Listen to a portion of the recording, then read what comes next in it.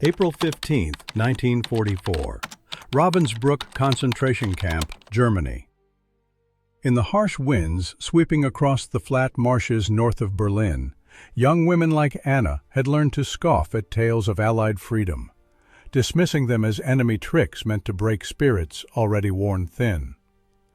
They clung to the camp's unyielding rules, believing the Reich's order would outlast any invader's promises of plenty and mercy.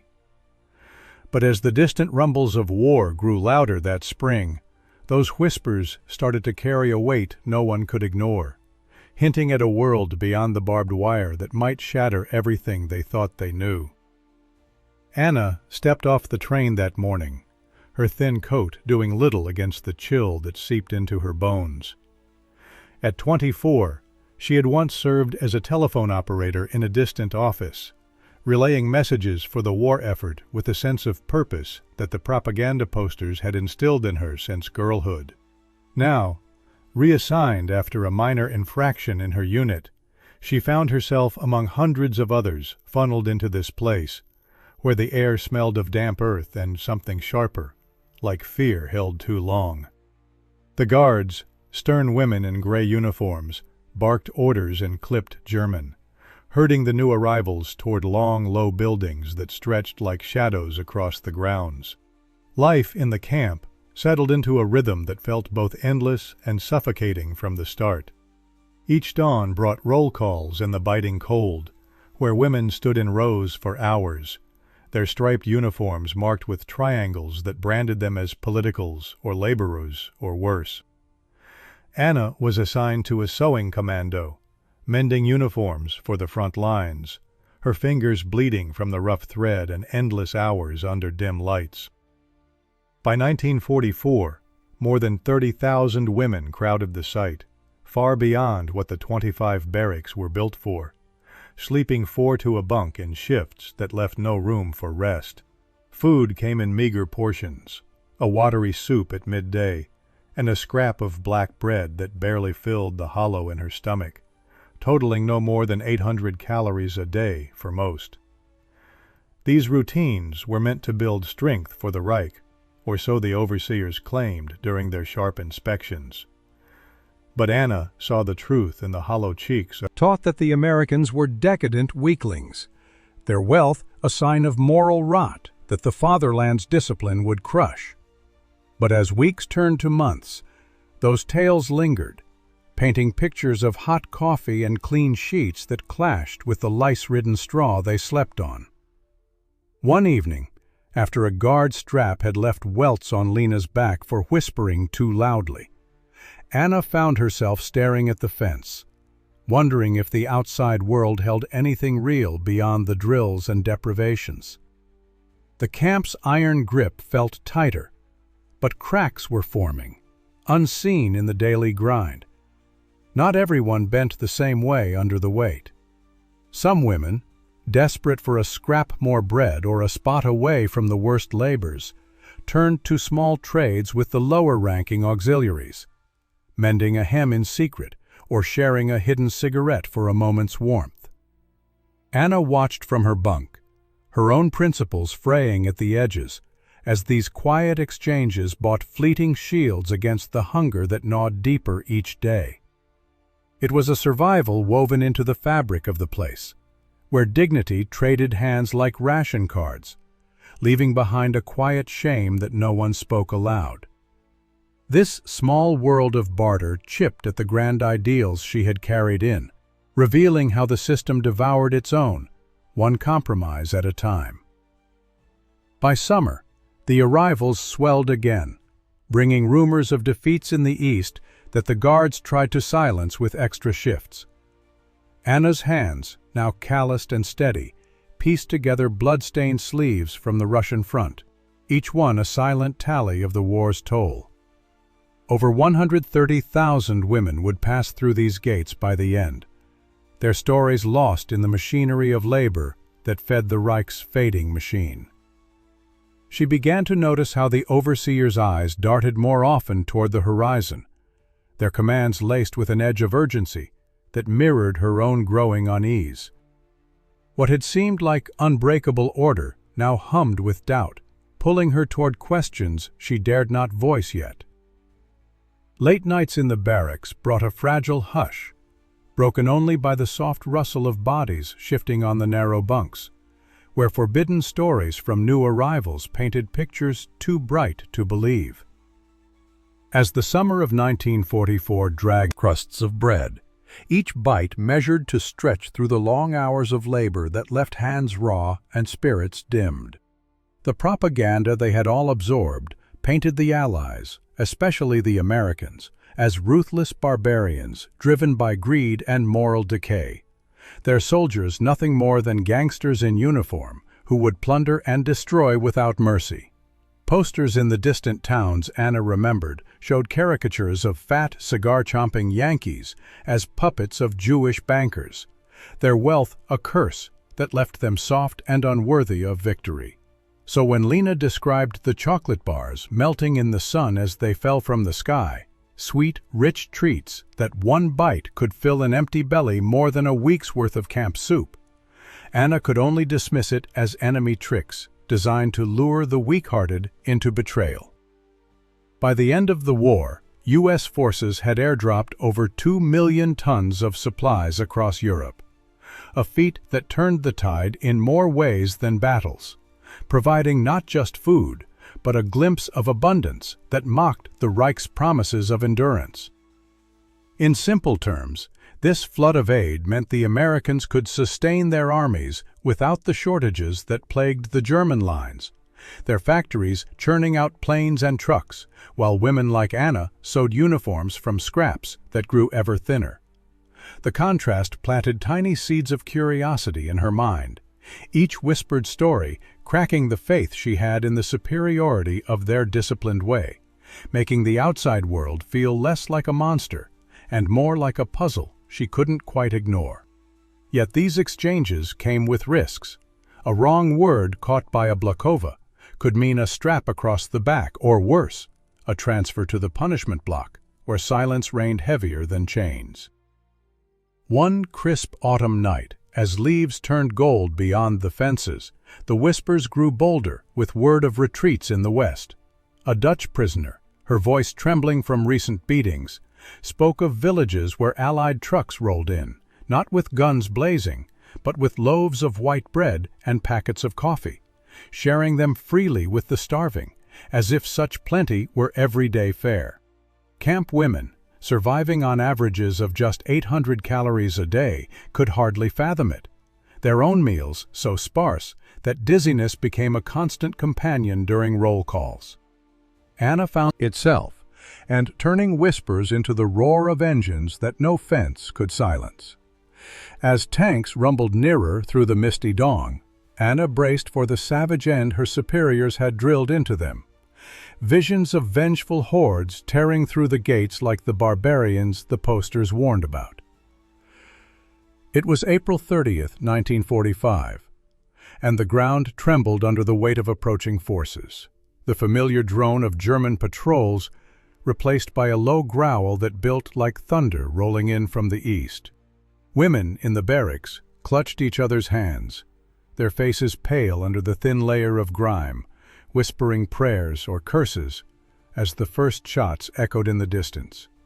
Not the sharp cracks of rifles, but the deeper booms that shook dust from the rafters.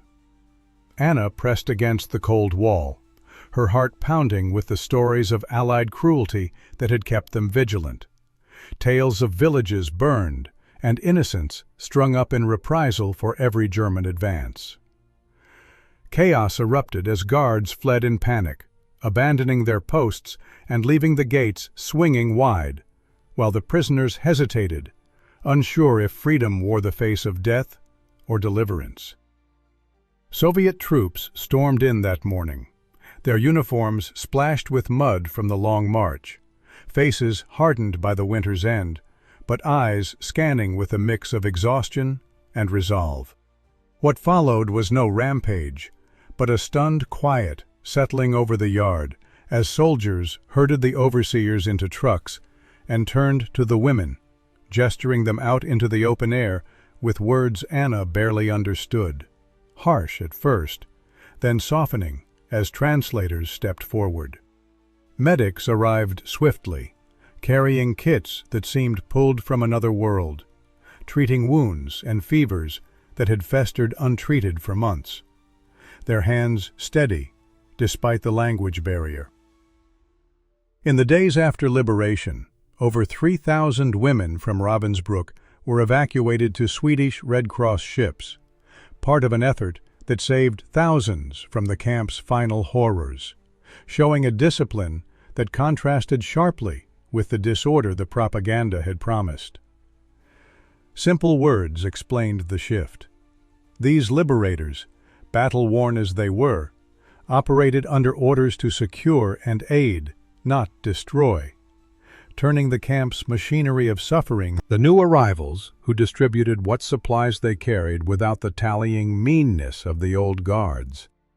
By war's end, Allied and Soviet forces together liberated over 100,000 prisoners from sites like this, with immediate aid teams addressing the starvation that had claimed so many lives. Up to 90,000 women perished at Ravensbrück alone, their absence a silent testament to the regime's collapse. Anna took a tentative sip from a tin cup of something warm and bitter, like the coffee from Lena's tales, and for the first time, the myth of the enemy's savagery began to fade, leaving room for questions that tugged at the edges of her beliefs.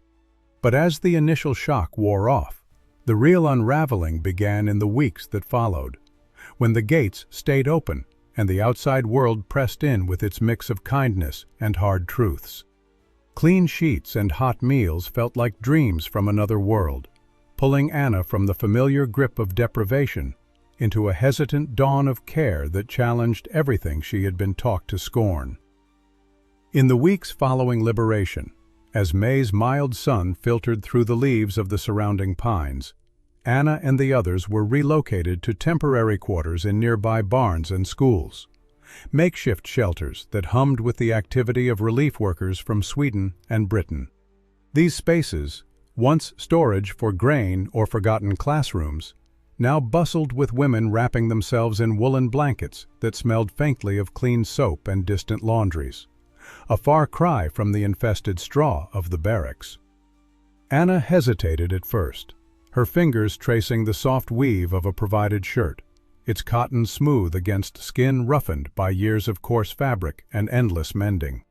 The shift from the camp's enforced scarcity to these basics, a bar of real soap that lathered into white foam, or a basin of warm water for washing, struck like a quiet revelation, turning routine hygiene into a small act of reclaiming what the war had stripped away.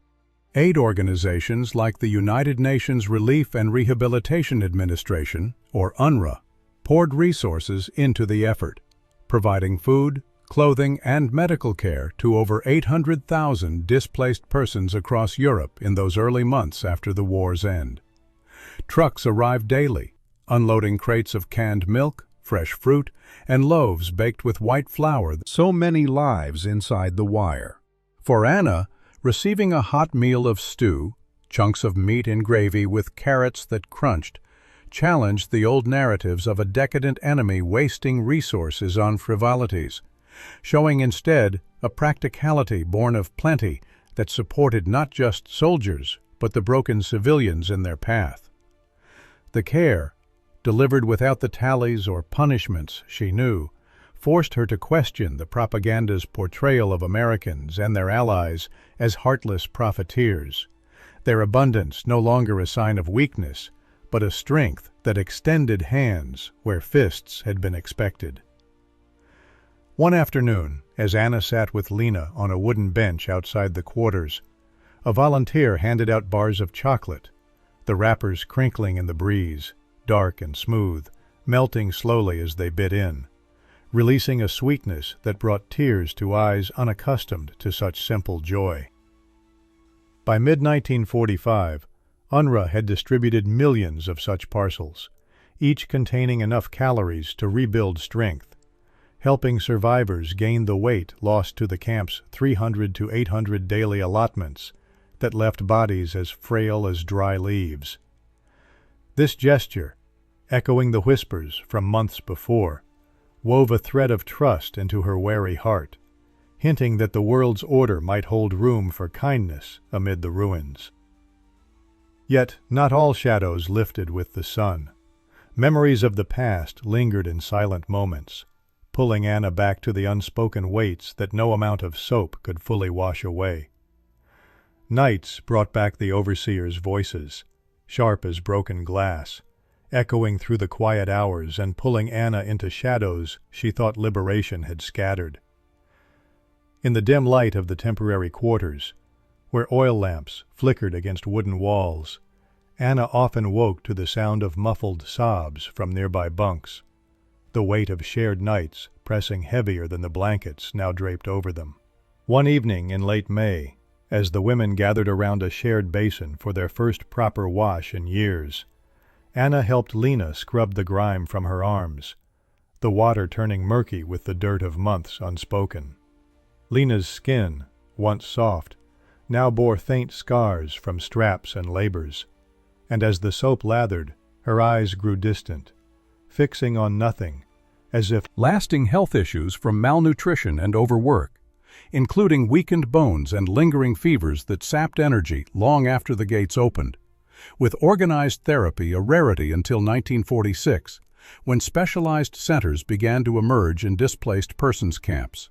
Simply put, the body and mind, starved together, healed unevenly. While food restored strength, the mind's wounds, fears of touch or sudden noises, faded only with time and patient voices that rebuilt what isolation had broken.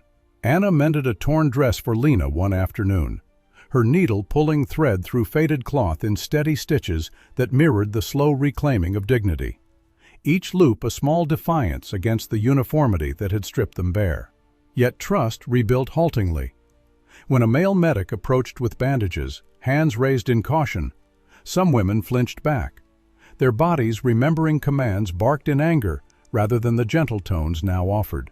This symbol of repair, the dress refitted for daily wear, stood for the fragile steps toward normalcy.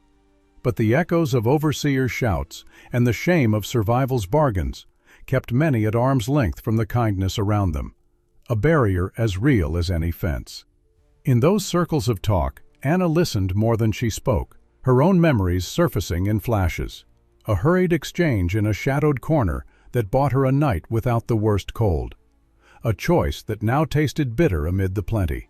By 1945, survivors' communities formed in the DP camps, where women shared not just food, but the burden of unspoken pains, fostering resilience through mutual understanding that the outside world often failed to grasp. These bonds chipped away at the isolation, yet the inner scars pulled like invisible threads, reminding her that freedom's gift came laced with reckonings yet to come.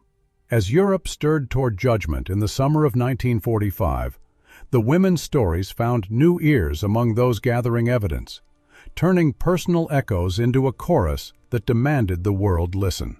Word spread of trials where the mighty would answer for the weak, rippling through the displaced persons camps like a wind, carrying both promise and unease. By summer 1945, as the warm rains softened the earth around the temporary shelters, conversations in the DP camps turned toward Nuremberg, a city still scarred by bombs, but chosen as the seat of justice where Allied leaders would hold the Nazis' larger tapestry of evidence, with prosecutors sifting through diaries, photos, and whispered accounts to indict those who had orchestrated the camp's horrors. The Nuremberg Trials, beginning in November 1945 and running through 1946, indicted 24 top Nazis on charges of crimes against humanity, war crimes, and planning aggressive war, drawing from testimonies that exposed the machinery of persecution in places like Ravensbrück. Women's stories formed a vital thread, with hundreds providing affidavits and oral evidence about the guards' abuses and the experiments that had marked their bodies, their voices adding weight to the prosecution's case against figures who had once seemed untouchable. In simple terms, this gathering of proof meant turning isolated sufferings into documented truth, where the acts hidden behind fences now stood in the light of international law, challenging the old order with the power of words and records. Anna overheard one such plan during a quiet interview session. A British lawyer, noting how survivors' details about the overseers, their names, routines, the straps they wielded, would pin down the guilt that defeat alone could not erase. The idea that those voices, once silenced by fear, could bring abusers before judges rather than just soldiers, planted seeds of possibility in her mind. A justice that felt methodical and fair, unlike the arbitrary punishments she knew.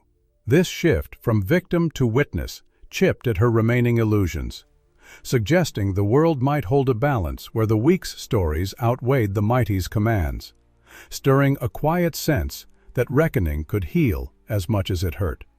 As the summer faded into autumn, rumors grew of invitations for some women to travel and observe, their presence a symbol of the lives the trials sought to honor. By 1946, over 100 witnesses from camps like Ravensbrück had contributed to proceedings that convicted 19 defendants, setting precedents for holding individuals accountable even in victory's shadow. Anna felt the pull of it, a fragile peace tested by the thought of facing those faces again, not in power, but in defeat. But witnessing it up close would test her fragile peace, drawing her toward the courtroom's stark lights, where truths long buried might finally surface. A chance invitation from a relief worker pulled Anna toward the heart of judgment, dropping thousands of explosives that left 100,000 homeless and the old town in ashes. Yet, as they neared Nuremberg, the landscape shifted. American military police directed traffic with crisp efficiency, their jeeps weaving past cleared streets where workers in Allied uniforms hammered scaffolds around the Palace of Justice, a sturdy building that had withstood much of the destruction like a defiant anchor.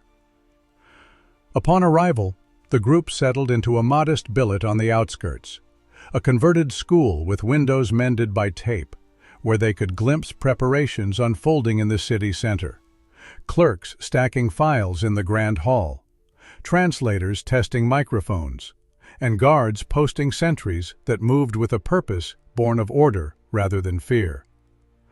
The contrast hit Anna hard. Her homeland, once proclaimed a 1,000-year fortress, now bore the scars of defeat in every cracked facade, while the conquerors rebuilt with tools and plans that spoke of a system unbowed by the chaos they had unleashed. This efficiency, from the trucks delivering supplies without delay to the quiet coordination of the tribunal's setup, challenged the narratives she had clung to of a superior Reich, revealing an enemy whose strength lay not in destruction alone, but in the steady hand of reconstruction. The International Military Tribunal, drawing judges from the 4 Allied powers, reviewed over 100,000 pages of evidence in those early weeks, sifting documents, films, and witness statements to build the case against the leaders who had directed the war's horrors. American judges like Francis Biddle, a former Attorney General, sat alongside British, French, and Soviet counterparts, their courtroom a blend of nations united in pursuit of law over vengeance, a structure that promised fairness even to the defeated. Simply put, this vast archive turned abstract crimes into concrete proof, where ledgers of deportations and orders for camps like Ravensbrück laid bare the planning behind the suffering Anna had known firsthand. During a guided walk through the preparations, Anna caught sight of the defendant's dock through an open door. Rows of wooden benches where figures in simple suits awaited, their faces drawn and ordinary, stripped of the uniforms that had once symbolized invincibility. Seeing them there, in the courtroom's unyielding light, their postures slouched under the weight of stares that held no fear, only quiet judgment.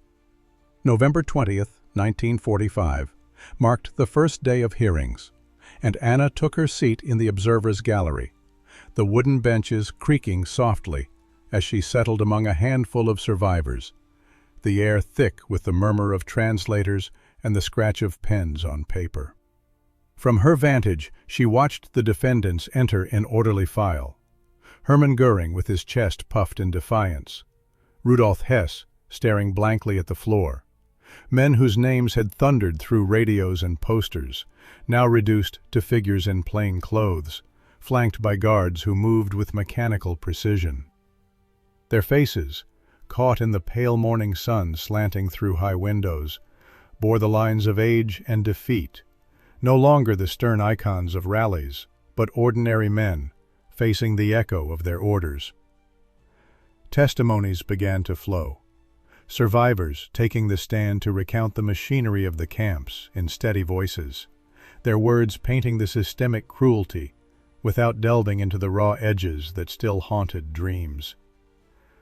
As the days unfolded, the focus turned to the concentration camps, with prosecutors presenting ledgers and films that showed the scale of Ravensbrück's operations, barracks overflowing with women funneled into labor and worse, under the command of guards who enforced it all with calculated indifference. One witness, a fellow prisoner Anna recognized from afar, spoke of the routine humiliations and experiments that marked the body and spirit, her account highlighting how the system relied on fear as much as force to break wills. By the end of the main tribunal, evidence from women's testimonies had woven into the charges against the SS leadership, leading to convictions that exposed the human cost, up to 90,000 deaths at Ravensbrück alone, lives ground down in the name of ideology. Simply put, these statements transformed hidden sufferings into irrefutable facts, where the abuses once justified as necessity stood revealed as crimes that no uniform could shield. Anna's thoughts drifted during a recess, the laughter she had once shared over tales of Allied mercy now turning to a stunned silence in her chest, the defendant's composure underscoring the absence of Proceedings in Hamburg convicting dozens, including head wardress Maria Mandel and others, whose names echoed in Anna's memories, their sentences a measure of accountability that the main doc only hinted at. Yet the weight of it all pressed on her, the echoes of those unspoken pains in her own story mirroring the witnesses, stirring a disquiet that blurred the line between observer and participant. As verdicts loomed in the crisp air of 1946, her own world tilted once more, the scales of justice tipping toward a reckoning that promised no easy peace. Hammers struck, and with them the last illusions crumbled, as the courtroom fell into a hush broken only by the measured reading of fates that echoed through the hall like final breaths. October 1st, 1946, brought the verdicts, and Anna returned to her seat in the gallery, the air heavy with anticipation as the judges, robed in black, took their places behind the long bench, their faces stern but impartial under the vaulted ceiling. The chief prosecutor, Robert Jackson, stood briefly to announce the judgments, his voice steady as he detailed the convictions. 19 found guilty across the charges of conspiracy, crimes against peace, war crimes, and crimes against humanity that had fueled the camps and the fronts alike. One by one, names rang out. Goering sentenced to death, though he had taken his life the night before. Keitel, Kaltenbrunner, and others following with the noose, their commands now weighed against the lives they had crushed. Amid the crowd's murmur, a mix of quiet sobs and stiff nods, Anna felt the sentences land like stones in still water, rippling through her thoughts and stirring the dust of her old beliefs. Justice unfolded methodically that day, the tribunal emphasizing the rule of law over retribution, with 3 acquittals underscoring a commitment to evidence rather than blanket vengeance, even as 12 death sentences issued forth for the architects of the regime's darkest acts. The executions followed on October 16th in the prison gymnasium, carried out by American forces with a precision that mirrored the trial's proceedings, the bodies cremated and ashes scattered in the Isar River to close the chapter, without shrines for the fallen. For the women from Ravensbrück that had demanded obedience over question, The costs of survival in the camp now mirrored in the dock's empty seats. This climax, where the mighty met the law they had twisted, led to a quiet epiphany in her chest. The war lost not on battlefields alone, but in the factories of ideology that the trials dismantled, revealing a path where truth could rebuild what lies had broken. Her laughter at freedom tales long faded into a profound, if painful, clarity. The abundance of the Allies, once mocked, now stood as the foundation for this justice. Their mercy extended through courts that valued human worth over conquest's spoils. In the aftermath, as the courtroom emptied and the weight of closure settled, a new path emerged for Anna, one traced in the steps of those who had spoken and survived.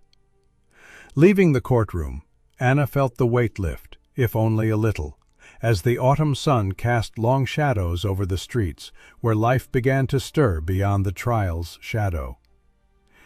In the crisp days following the verdicts, Anna boarded a train back north, the compartments filled with survivors and officials alike, the rattle of wheels over repaired tracks a steady rhythm that marked her return to the DP camp and the slow weave of daily life resuming. Upon arrival, she stepped into routines that now held a tentative normalcy, helping in the communal kitchen where women stirred pots of stew with fresh vegetables from Allied trucks, or mending clothes not for guards but for children playing in the yard. Small acts of kindness bloomed in these spaces, a neighbor sharing a slice of cheese, or a nurse checking in with gentle questions, rebuilding trust one gesture at a time amid the shared meals that filled more than bellies. Integration into post-war society unfolded gradually, with displaced persons like Anna navigating paperwork and jobs in the American and British zones, where the International Refugee Organization took over from UNRWA to manage camps that housed up to 250,000 in Germany alone by 1947. Many found work in factories, rebuilding the economy, or as domestics in local homes. Their skills from the camps, sewing, cooking, now turned to mending a fractured world, while others learned trades through programs that aimed to prepare them for resettlement abroad. By 1940, fueled forgiveness and the myths of superiority dissolved into lessons of shared humanity. These themes wove through her days, the collapse of old ideologies giving way to a quiet strength born from trials and reckonings alike, her own path a testament to the slow bloom of renewal. One evening, as she sat mending a child's dress under the lamp, Anna shared a story from the courtroom with Lena, their conversation laced with the tentative hope that forgiveness could start within, tying back the threads of doubt to patterns of endurance that the war could not fully sever. Years later, the lessons lingered in her rebuilt world, echoes of a time when shadows gave way to light, shaping a life from the quiet rebirth of truths hard won. Decades on, those days shaped a life rebuilt from ruins, as Anna navigated the quiet currents of a changing Germany, where shadows of the past lingered in classrooms and conversations. By the 1950s, Anna had settled into a small apartment in a rebuilding town outside Berlin, her days filled with work at a textile factory, where the hum of machines echoed the sewing commandos of old, but now wove fabrics for peaceful homes rather than uniforms stained by war. Evenings brought her together with other survivors in community halls, where they shared selective stories over tea, not the raw edges of suffering, but the small triumphs of endurance, like the warmth of that first shared meal after liberation, or the steady hand of justice in the courtroom. These gatherings, part of a broader wave of memoirs and talks that emerged in post-war Europe, allowed women like Anna to piece together narratives that honored the lost without reopening wounds too deep for words, their voices adding to collections of oral histories that preserved the experiences of Ravensbrück's women for future generations. The broader impact on social history unfolded through these voices, with survivor accounts influencing education reforms across Germany in the 1950s, as curricula expanded to include the Holocaust's horrors and the regime's crimes, aiming to instill democratic values in the next generation. In 1959, after rising anti-Semitic incidents, the Standing Conference of Ministers of Education issued guidelines mandating thorough instruction on National Socialism, integrating history. Wary of repeating the father's mistakes, ensuring the camp's lessons echoed in minds rebuilt for peace. Anna, in her later years, contributed quietly to this shift, speaking at local schools when asked, her words choosing hope over bitterness as she described the unexpected kindness that had cracked her world's illusions, underscoring a human capacity for change that outlasted the ruins. This arc of her life, from shadowed barracks to sunlit classrooms, highlighted the enduring power of quiet endurance, where the trial's light illuminated paths for others, proving that truths uncovered could build bridges over the deepest divides and foster a world where memory guarded against forgetfulness. In the end, freedom wasn't just liberation. It was seeing the world anew, one small truth at a time. If you'd like more stories from the shadows of war, consider subscribing for the series. Your support helps uncover these hidden histories.